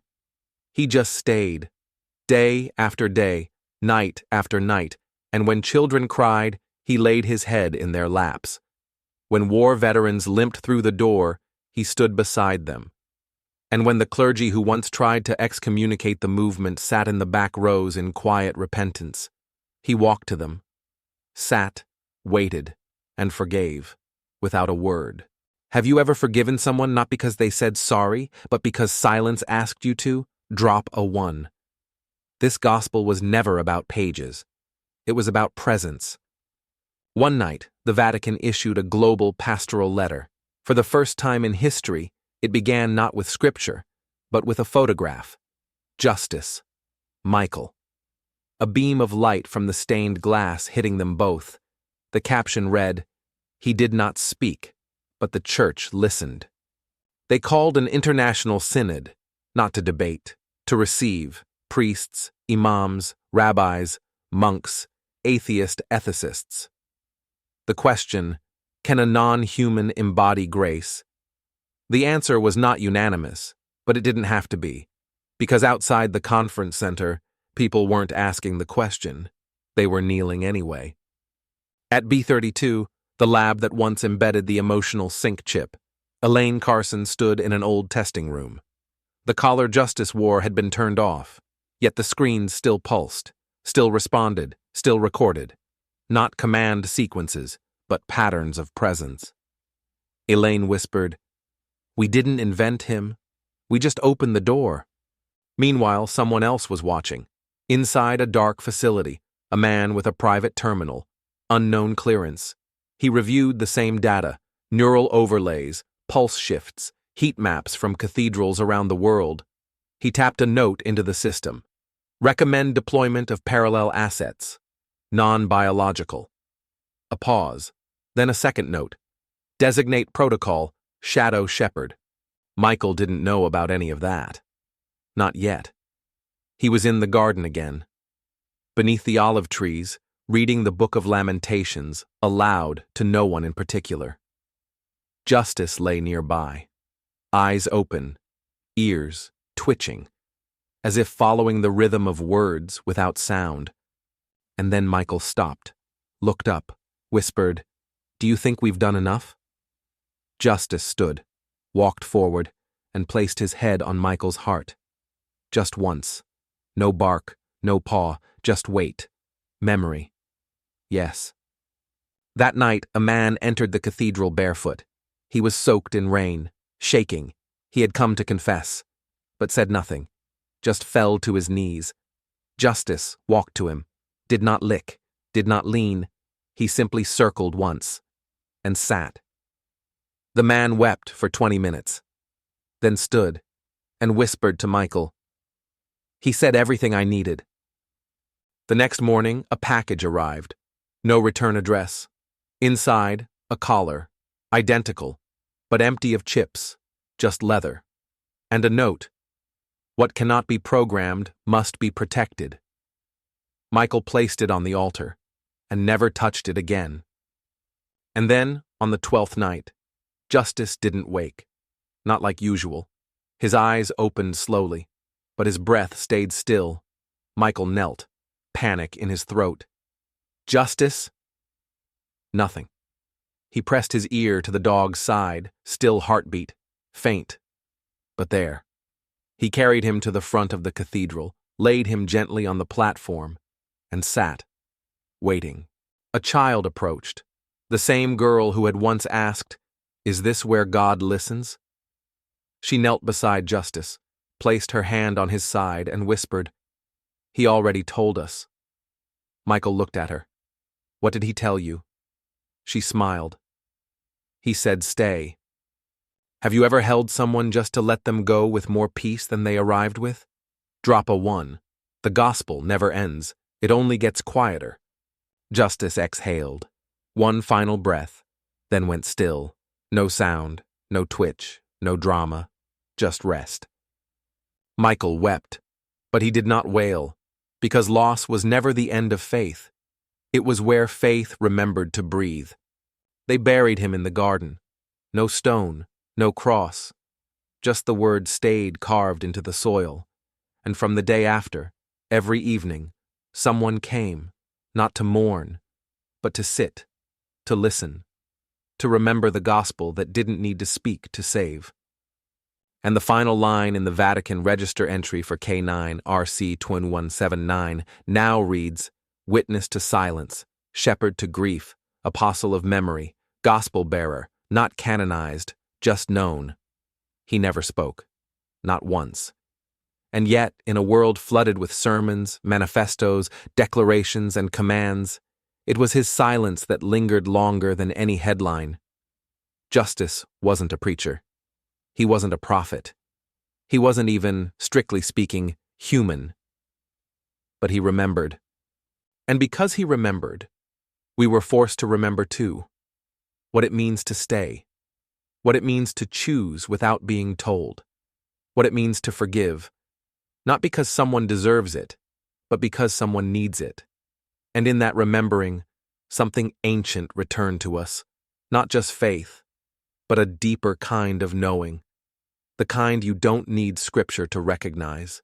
The kind you feel in your chest when a dog leans into you, not because you asked, but because he sees something in you that even you forgot was there. Justice taught us something that no doctrine had fully captured.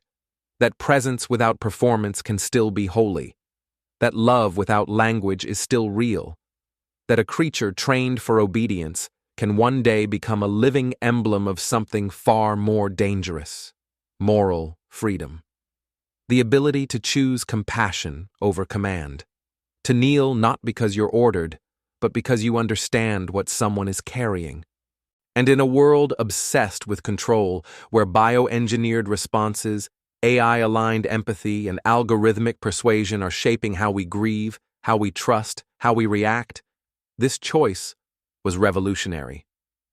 Justice reminded us that not everything sacred needs to be codified, not everything ethical needs to be legislated, and not every gospel needs to be written. Some are simply lived, one breath at a time, one presence at a time. We watched people kneel around the world, not because of a viral trend, not because of tradition, but because something in their soul remembered what it feels like to be seen by someone who asks nothing in return. And we must ask ourselves, how did we forget that? How did we, with our systems and sermons and smart devices, forget how to stay? How did we outsource our mourning to metrics, our hope to hashtags, our humanity to handlers? Justice didn't dismantle our institutions.